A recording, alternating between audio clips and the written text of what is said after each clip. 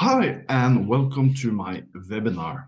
Thank you for this opportunity, Fisher Yu and IC Sui, and especially thanks to IC Sui, who have been translating all my PowerPoints into Chinese. I must say, my hair looks very funny here, but it's just because of the background. That's at least what I'm telling myself. My webinar is about transforming a person into a mentor, and not only a mentor, but a good mentor. So, who am I?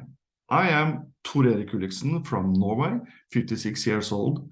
I teach young people in entrepreneurship and business development, and I do career guidance as well. So I mentor them on a daily basis.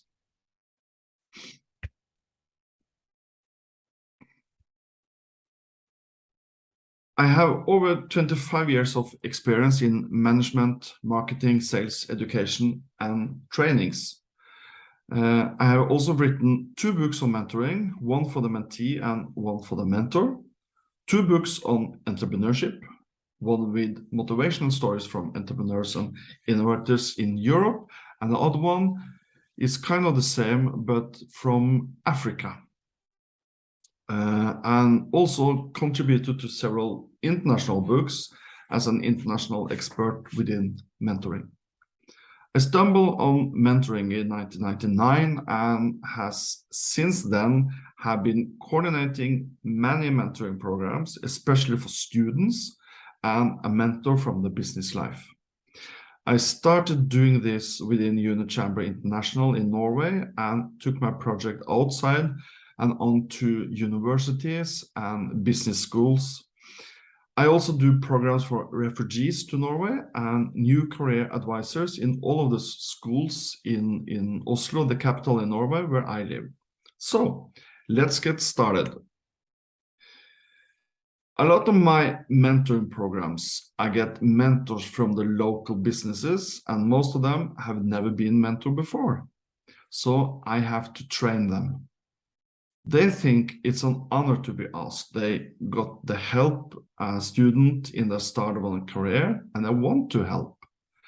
To be a mentor is important to have the relevant experience and communication skills.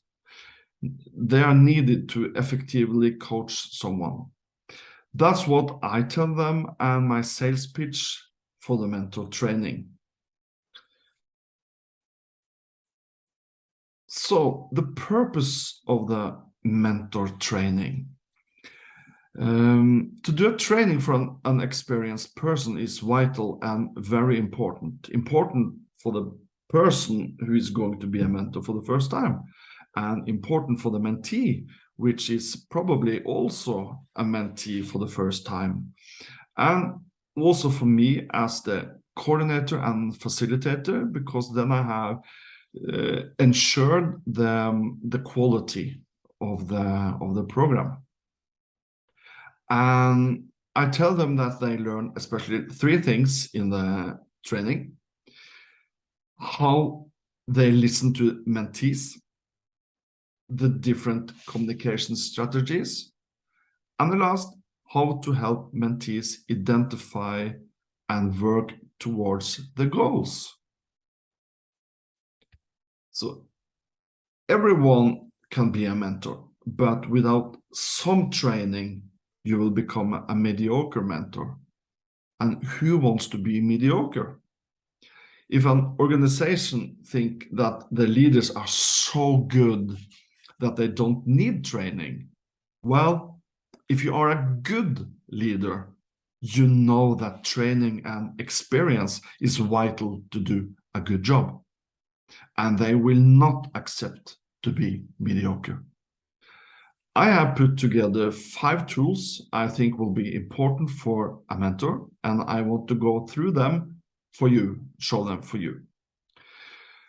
The 5 tools a successful mentor should use is: number 1, active listening; number 2, effective questions; number 3, feedback; number 4, accountability; and number 5, the last one, recognition.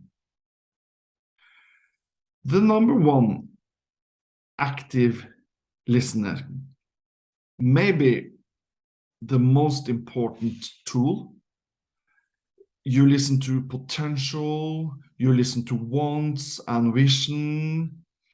And to listen is one thing, but to active listen is something else. There is not only what they say, the mentee, but also the language of body, the body language. So to listen and concentrate when you meet your mentee is to focus and listen to what the mentee is saying, what the mentee is meaning to say, and what the mentee subconscious are saying or telling you. And that's very important, extremely important. And that's why I mean, you need to have this training just on the listening skills. In China, you have really understand the importance of active listening. I don't know how you feel about this sign, and I hope it's okay that I call it a sign, but for me, this captures the essence of listening. You have captured everything you basically need for active listening to the mentee and all the others as well, of course. You have captured the undivided attention, the focus, and then listen with your ears, listen with your eyes, listen with your mind, and listen with your heart. I stumbled up on this sign a long time ago, and I have used it ever since.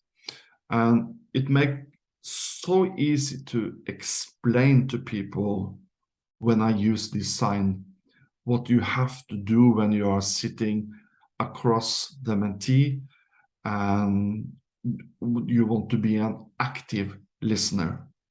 So, number 2 is effective question. Because you listen actively, and then you have to come up with some questions. And it's very important when you ask questions that you don't steer your mentee in one direction that you want. It's the mentee's path, and the mentee should define the path themselves. So, closed questions. You're closing it, it's a no-no. But it could be like, will this action plan work? Or can you do anything more? If you listen to it, you're closing, so you get not much of an information about these questions. But if you have open questions instead, such as, for example, what impact will this action plan make? Or how can you improve the results even more? Then you have the open questions, and the mentee will reflect, tell you something, reflect even more, and tell you even more. And you will get a lot of information that you need to know how this is going to work and how the mentee is going to work. You have other type of questions. It's leading questions, because then you lead the mentee towards something you want. And that's questions like, what is the chance that this task will succeed? Or isn't it better to put these tasks on hold for the time being? Then with the question, you are telling what you mean, and not get a chance for the mentee. And so leading questions is a no-no. But neutral questions, open again questions, they are neutral. You don't lead them anyway. It can be questions like, what obstacles may interfere with this task? or what are the arguments to proceed with the projects. So as you hear, the questions has to be open and neutral. Very, very important. And as you may notice, I don't use maybe one of the most mentioned and most used questions. Why? And why, you may think? Well, I think that by using the word why, the mentee will go into the defense part. It could easily be considered as an accusation. But I don't say that you cannot use it. But I say that if you use it, be very careful. Both using it, but also how you use it.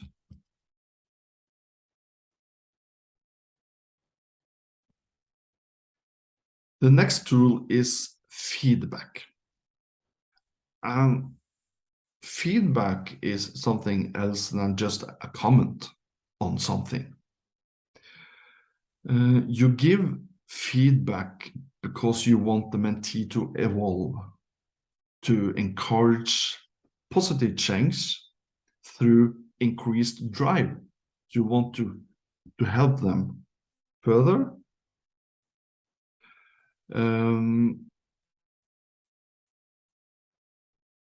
You have to notice when you are doing this, when you give the feedback. It's very important to know how you speak, the tone of your question, the tone of your feedback, your body language, and the eye contact. You have to have eye contact, because then with the eye contact you're more sincere. You should also start with a positive thing, of course.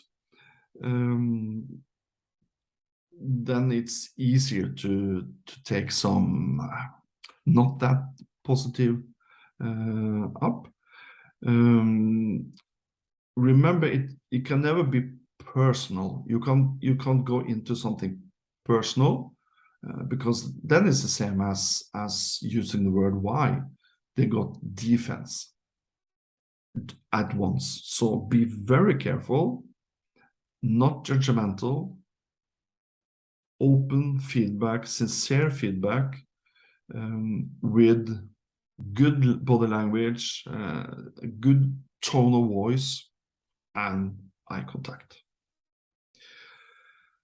So, different kind of giving feedback. I've already said something about this, but you should avoid, again, person or condemnation. You need to stimulate them to think for themselves. By your feedback, they should be more reflective on what they have been thinking of doing or solving the problem. So they need the feedback to start thinking, reflecting on, is this the best way to do it? Give good questions and not only information, but remember the body language, eye contact, voice, and so on and so on. Okay. The next one, accountability. It's quite easy to put big goal on a paper or goals on the paper. But the thing that separates the winner from the loser is action. So you have to have a plan, and that's where accountability comes in. Number 4 of the tools, you have to make a plan. And the plan is making for the mentee to take action. And you take it in the end of the conversation. You try to get some dates. When will you be finished? When will you do this? And you also create clarity about what will be done. It could be something you need to do this before you can do this. So have the plan, have the dates, so it's more likely to happen. Because if it's too much, too big a goal, they can give up. So using this to try to measure and divide the different things in the big goal, it's more important, because then it's more likely that they will succeed. So most of the or possible questions can be like, what should you do? When are you going to do it? That's a time frame, the date. How can I help you in the process? You offer your help. And how are you going to keep me up to date? This is kind of a contract. You're saying you are going to do this. This is the date.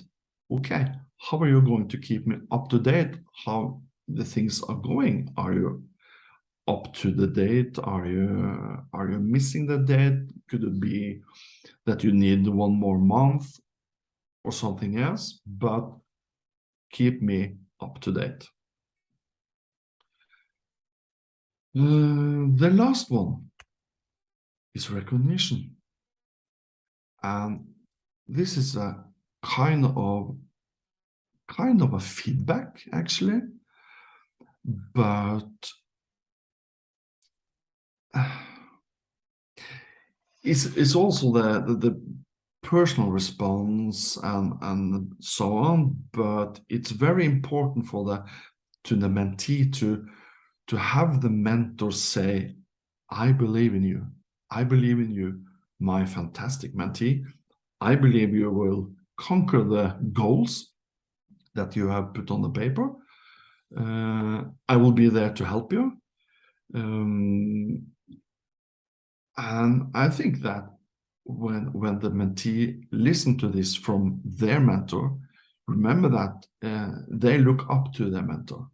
The mentor is not a guru, but a person that has a lot of experience, and they look up to him, so, or her, of course. So if the mentor is saying, I believe in you, you will do it. I know you can do it. The travel, the path for the mentee will be much easier. And it's kind of the same as for the feedback. When I told you about the feedback session, I told you that you have to think about your body language. And it's the same here. When you give the recognition, think about your body language, the tone of your voice, and you also remember eye contact, very important. So by using the tone as tool, actually, have direct eye contact. I think that will help the mentee much longer. I don't know about the tone in China, but in Norway we are known for going up in the end of the sentence. So when we are talking, when we are giving a question or giving a feedback or something, we always go up. So we sound very positive, maybe even more positive than we actually are, but we sound very positive. And it's very important to have that kind of tone to the mentee, because they have to have that in the back, and then they can work with all the goals, everything that is going to happen. Okay, that was 5 different tools. I think it's the 5 tools you need to become a good mentor. So now I want to pinpoint a bit about the framing of the mentor training. How long should it be, and so on and so on. And unsurprisingly, it's like this. The more you train to be a mentor, the better mentor you become. It's not rocket science. We know that the more you train, the better you will be. So also within mentoring. So I tend to have 2 types of trainings. The first training is before the program has started. I do a 2 or 3 hours training with the tools that you just have seen. And we do a lot of exercises. It's a fun exercise about active listening when they are sitting across each other, and one is telling a story and one is trying to listen without giving anything of any kind of feedback, not a or a question, and trying to do this, and then they change and do it with feedback and comments, and to show them the big difference on how you focus, if you can ask questions or come with some small comments, and how difficult it is to focus if you don't do this. If you don't come with any feedback, just sitting there like a stone face, it's very difficult to focus. It's very difficult to listen to the story. It's more easy to think about, what should I buy when I'm coming home? What's for dinner today? I have to plan the dinner, blah, blah, blah. So when you can come with some small comments or feedback, it's more easy to listen. So that's the big difference between active listening and just listening. So we do a lot of exercise all that, and then I also do some exercises about how to do the questions and which questions they should have. We do a lot of trainings. If we have 2 hours, we do some trainings. If we have 3 hours, we do more trainings. Sometimes I have 4 or maybe up to 5 hours. Then we have more trainings, longer training sessions with feedback, active listening, with questions, and so on, because the more you train, the better mentor you're going to be. So then they start to meet their mentee. They have the mentor-mentee meetings, and around midways, because I'm running the different programs for a school year, from around September to May, June, and midways around January, December, January, I have a midterm meeting. And I find this very important, because then they can meet all the other mentors once more. They meet for the first time at the first training, and then I meet again in a midterm meeting. It's kind of putting your foot on the ground and see what's happening. What has happened this term? Did something difficult happen? Do you think it's difficult to meet, to find something to talk about? Did they ask something that you didn't know what to answer? It's easy for the mentor to think that this is only me. I'm having problem. I can't answer that. But when you meet the other mentors, you see that, oh, it's not me. It's not only me. It's some others also have the different kind of problems, topics they can't answer, and so on and so on. And you can use questions like, was it difficult to establish a good relationship with the mentee? That's the first and or second meeting.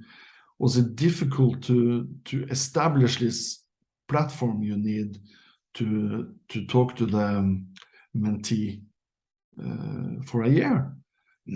How did you do? And different mentors are telling about what they did and how this was going and so on. And then you can ask, have you experienced something that you could not answer? A question, a problem, or something like this.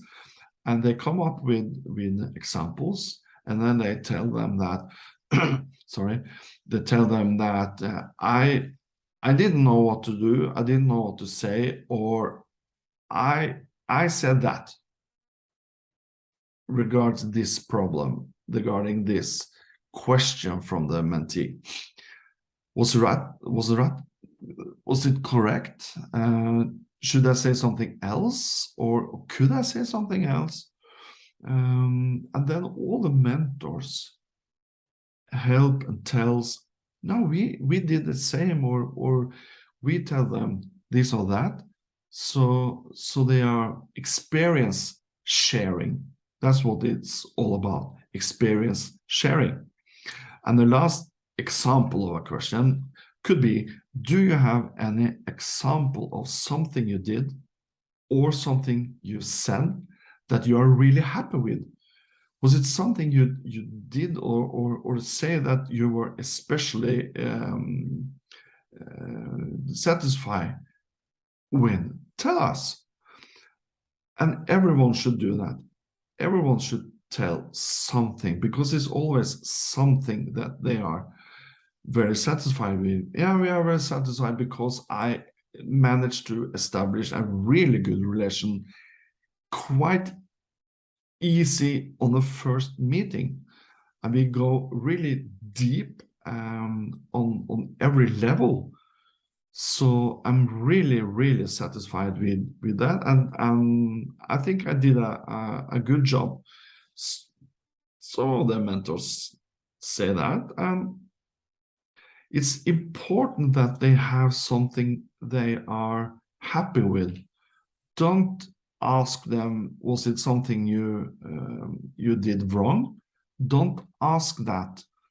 Ask something you are really happy with, because then you have a positive mind, a positive attitude. And during the program, it will always be difficult to keep the pace and have the tempo. So be positive. Don't focus on negative things. The negative things will come up also. Of course, it will be something that is not that positive, and that's okay. But don't focus on it in your different questions or something. If they tell something is wrong or not that positive, a negative thing, That's okay. Let us discuss that. That's okay. But you should encourage to come with happy things, happy thoughts, because they need to go out of the room happy, looking forward to meeting the mentee next time. Because I also have a third gathering, but that's in the end. In the end, we have both mentors and mentee in the same gathering with a dinner. The mentee get a diploma for having a mentor for a whole year. We also have 4 or 5 different other type of trainings within culture, differences within leadership, and so on, environment, and that's also on the diploma. But I think the best thing we have on the diploma is 2 or 3 short sentences from the mentor. It's a kind of a short example, or a short 3 sentences.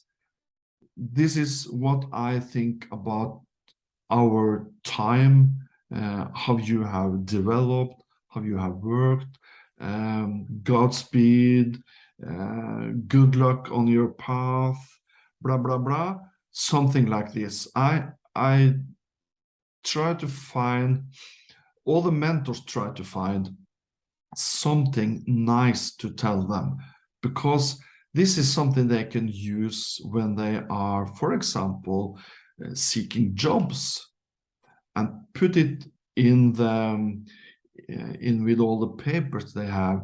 I have a mentor. I had a mentor. The mentor is thinking this about me. I did this. I had those kind of trainings.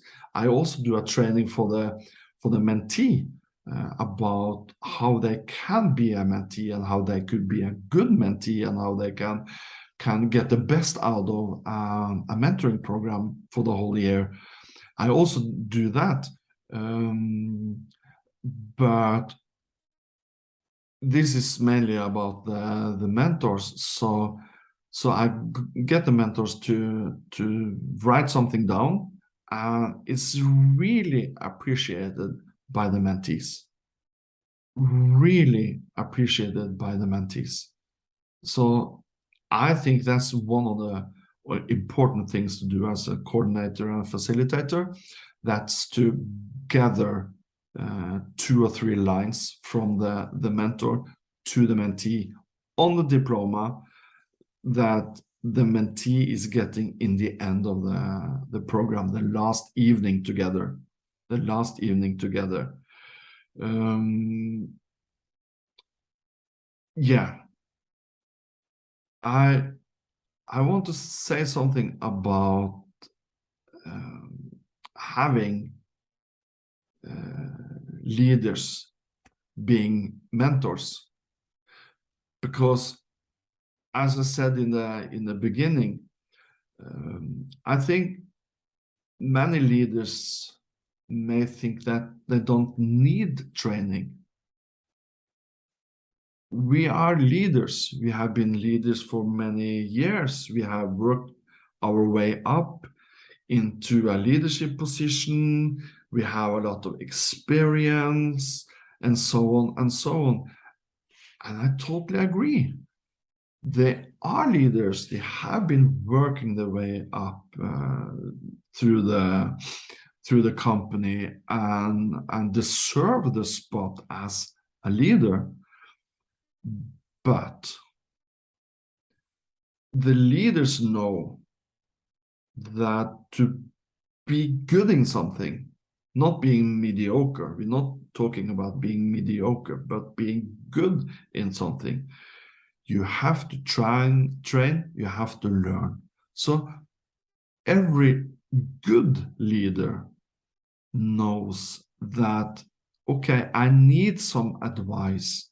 I need something because this is a new role for me. I can't just take a role and think I will do it very good. So I respect the question. I think it's a good question, but I think the training still is important, and it's an important part of building a great mentorship program, because that's what we are going to do. That's what we are doing. This is a mentoring program. You're part of a program. It's not only you and the mentee meeting on a coffee shop or on a cafeteria or bakery or something. You're part of a program. And being part of a program is something you have to learn. It's some ground things that's important. And I think that train them to be a mentor, the new role, is important for grounding the program and to make the quality of the program. Because I, as a coordinator and facilitator, have to ensure that the quality of the mentorship program is good, that they have a high standard of everything they do. Every part of every mentor is having a high standard. Every mentee has a high standard. I have a master practitioner accreditation in mentoring within EMCC. And that's because I have a high standard in everything I do. So it's not only me that having a high standard. Every mentor should have this high standard as well. And we have to find the ground, the same place to be on the same page with the rules and the expectations.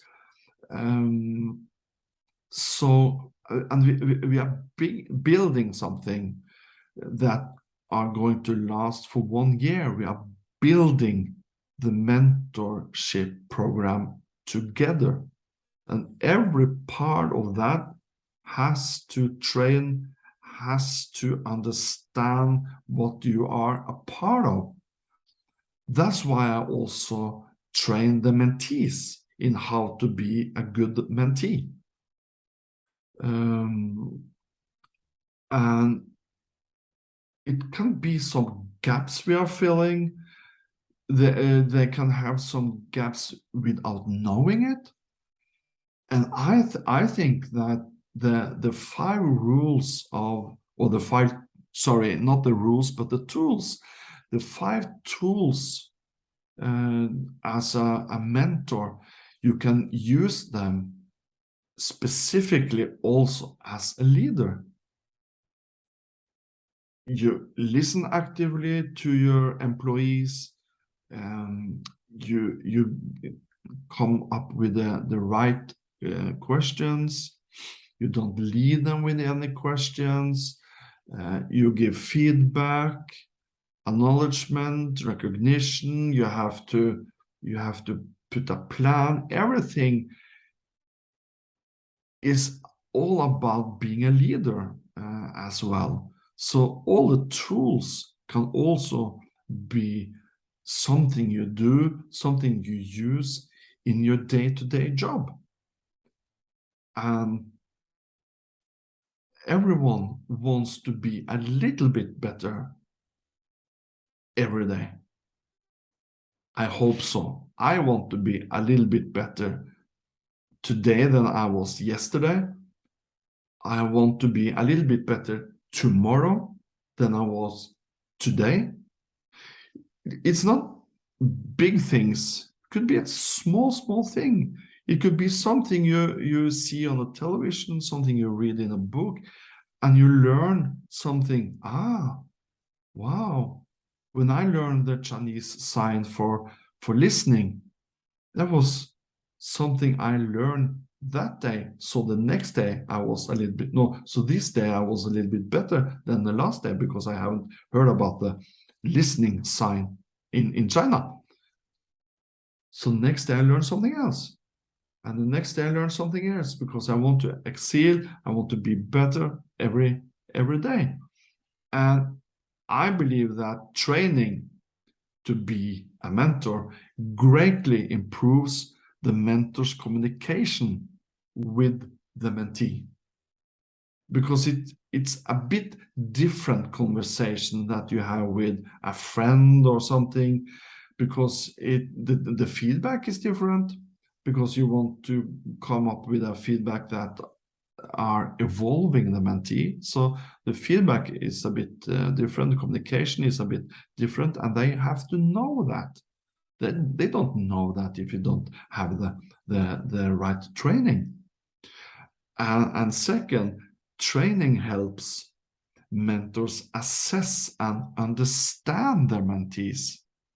They understand the mentee better with training. And they have to also accept the mentee where the mentee is right there and then. Because during the mentorship program, the evolving for the mentee is huge, but also evolving for the mentor, but for the mentee is huge. So I can't stress this enough, because I have met so many people saying that I am a leader, so I don't need training. And I say, maybe I say to them, well, good for you that you reach to be a leader without training, without trying to learn something, because that's what I'm offering you, to learn something new. And not only something you will put into a mentoring program, but something you also can use and be an even better leader. Because a lot of or mostly of the mentoring programs, and mostly of the time you are mentor, this is beside your job. You're not getting paid even in Norway. You don't even getting paid to be a mentor. Also, a lot of countries in Europe, they don't pay the mentee. No, sorry, the mentor. A coach, it's easier to get paid, but as a mentor, it's not something you do. So you have to have something for the mentors, and I strongly believe that they are learning a lot. They are learning a lot from the mentee, because most of the time the mentor is older than the mentee, mere experience. So the mentee can offer their point of view in different things. They are young. They look at the world in a total different way that the old people are looking at the world. And when I'm saying old people, I don't mean 80, 90 years old, but 35, 40, 45 or something. They have their point of view, they have their point of how they look at the world. And suddenly a person aged maybe 18, 19, I even had mentees which are 15, 16 years old, and they look at the world, they look at everything completely different than I did, and also a lot of the mentors. So they can learn you the new way look at life, look at everyday life, look at the environment, the different branches, yeah, everything. Maybe it also some mentors have said to me that this helps me to understand my children. So maybe it's also helping you to understand your children. What do I know? But although you have different do's and don'ts, you have different benefit from working together.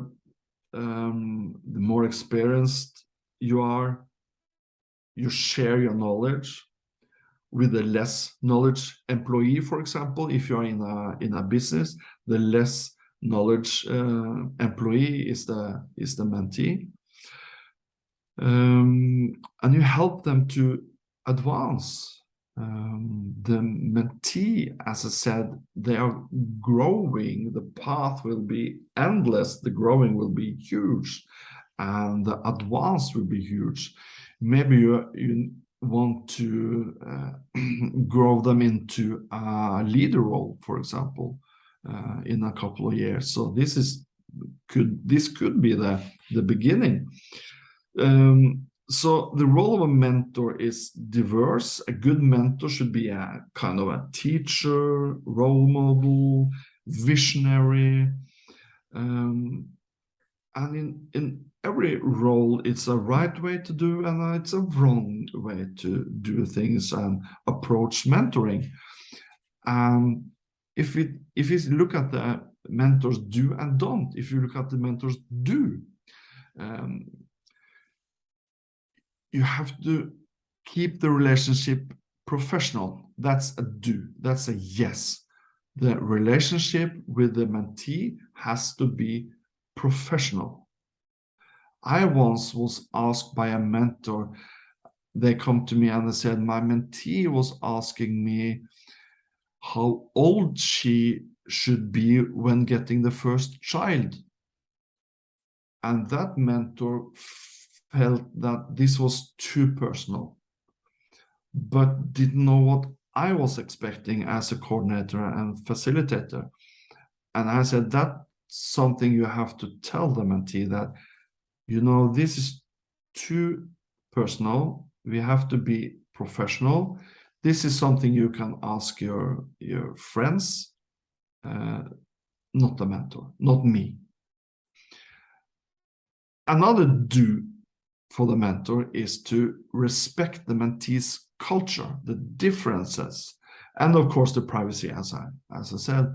But the mentee has, maybe it's 18, 19 years old, the baggage of a 19 years old mentee is less than a mentor's baggage, which is maybe 50 years old mentor.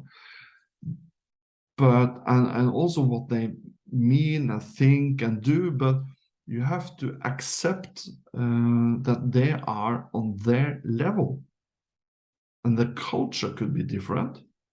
In Norway, for example, we have a lot of different cultures. The school where I am teaching the 18, 19, 20 years old students, I think it's around 80% outside Norway. Different countries. It could be Turkey, Sweden, Poland, Pakistan, India, African countries. But I have to accept and respect the culture that they are bringing into the classroom. And that's the same for the mentor. You have to respect the mentee's culture, the mentee's differences, and what they know now in the beginning of the mentoring program. You have to respect that, because if you be a good mentor with them during this, mentorship program, it will be a completely different mentee after 1 year. Completely different mentee after 1 year. So accept and respect where they are right now and then when you meet them for the first time. And the last, do. Be kind but honest when giving feedback to the mentee. That's really important. You can't say something that you don't mean. You can't say something like, I think the mentee wants me to say. No, you have to be kind, but you have to be honest in a feedback. In the long run, honesty is the best, and honesty will make the mentee go the right path, the right way. So that's really important. I can have 10 slides about do's. I can have 10 slides about don'ts, but I just keep it simple, having 3 do. And my 3 don't, that's for the mentors to don't do this. Like they say in a movie, don't do this at home, but the mentors don't do this. Don't force the mentee to have one direction or move them into one direction. Don't force them to go in the direction you want them to go. Don't do that. That's what we also have talked about the questions. The question, the feedback can lead them one way. Really, really careful here. Don't force the mentee to move in one direction, maybe the direction you want, but it's not you that are going there. It's not you that is doing this or solving this problem. It's the mentee. So let the mentee move in their direction, in the direction they want. Another don't for the mentor is being overly critical, because being overly critical, you don't move your mentee at all. You get them to defense. Remember what I told you about the why. Being overly critical is the same. They going into defense. Maybe they even get a bit angry on the mentor and telling themselves in the head that I am not going to listen to the mentor anymore. I have to meet him. We are in March. I have to meet my mentor 3 times, and then it's over. I have to shut up in 3 meetings because I don't want to listen to my mentor anymore. That could be what's happening if you are being too critical for the mentee. It's the same with respecting the culture. It's the same with being honest when giving feedback, but keep it positive.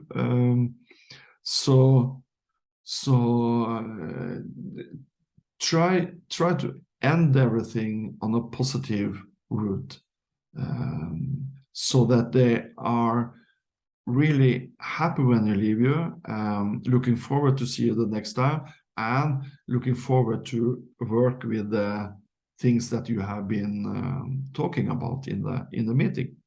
And the last don't for the mentor is to take the role lightly.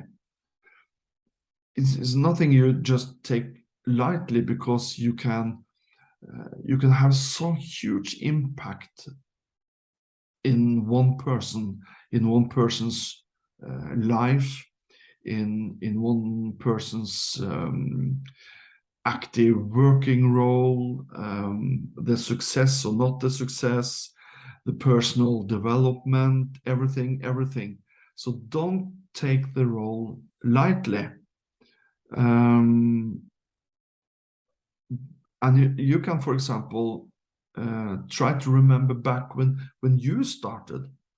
Good mentors can remember what it was like just starting out in a field when they start, for example, in the company, when they start at the university, when they start different relationships.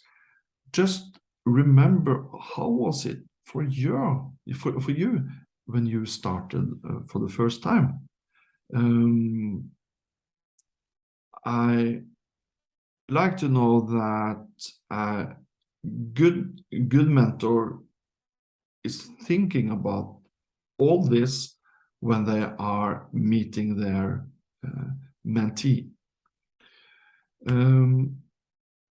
So to try to sum up everything,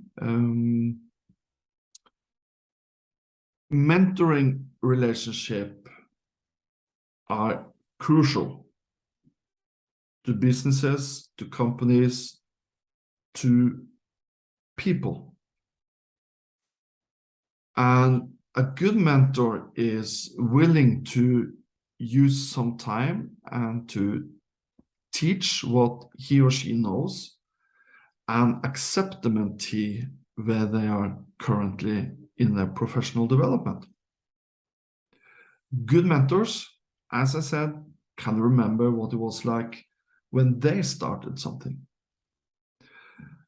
A good mentor possesses some qualities, maybe the following qualities.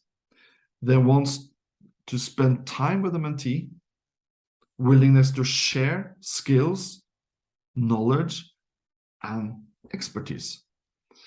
And as I have been writing down here, they listen. Being a mentor means being a good listener. Listen to your mentee and listen to your mentee's goals, the problems and aspirations, and listen carefully without interrupting or without judging. That's where the respect comes in. Accept and respect where they are. Provide guidance. And that is help your mentee set goals and develop a plan to achieve them. Provide guidance on how to take action and how to make progress. And the last, provide constructive feedback. Providing constructive feedback is essential in mentoring. Give your mentee feedback on what they are doing well and where they can improve. So if your mentor, or if you are doing or mentoring and are a mentor yourself, if you are doing those three, listen, provide guidance, and provide constructive feedback, if you're doing that well, if you're doing that, you are a good mentor. And that's what this is all about, being a good mentor for the mentee. Because if the mentor is good, the mentee also will be good, because they try to look at you. How are you doing things? How are you saying things? How are you reflecting? How are you giving feedback? And so on, and so on, and so on. It's like you are on a stage, and a lot of people are watching you every step. Now we can say it's not going to a stage and having 200, 300, 400 people, 1,000 people looking at you, but we have a lot of young people being influencers, and the camera is following every minute, every day. So they have to look up to and look on what they are doing, saying, everything. And it's like the same for being a mentor. Someone many people are looking up to you and trying to see what is he doing or what is she doing. The same as a leader. What is my leader doing? I'm really proud of my leader. I think my leader is saying something that is very, very good right now. And even sometimes you think that your leader is saying something is not that good, it's not that positive, but he's still my leader. But doing those three things, it's getting you to a higher level of being a mentor. So going up from a good mentor, but really good mentor. So thank you so much for your time. For me, it's fantastic to show you my working methods. And I really hope that you can use it. You're getting the PowerPoints, so use them, use the tools, make your own mentor training program, and if you're doing so, please let me know how it's going, what you think. Send me a message on some social media or something. And if you think that, well, I think Thor-Erik is missing one important tool, send it to me. Tell me, please. And I hope you can use it. I hope it was a sharing experience in a good way. At least this is how we do in Norway, how we do in most of Europe. So can we maybe learn something from the high up in north where the weather is so cold? Can we learn something? Can they learn the Chinese mentors something? I think we can, and I would love to hear something back on how the Chinese mentor is. So look me up. You can visit me on Instagram, on Twitter. I have my blog on mentorguru.info. I have LinkedIn. Please connect with me on LinkedIn. I have my own podcast. I started last year, 2022. So episode number 21 is out now, mostly in Norwegian, but sometime also in English. So I think it's 3 or 4 episodes that's in English. You can listen to it at Spotify, Apple Podcast, Google Podcast, wherever you listen to podcasts. I hope you can listen to my podcast. I'm call it The Talk by Mentor Guru. So hit me up. Thank you very much. Thank you for the great honor to talking to you, using your time. I'm really looking forward to the Q&A, which is coming up shortly.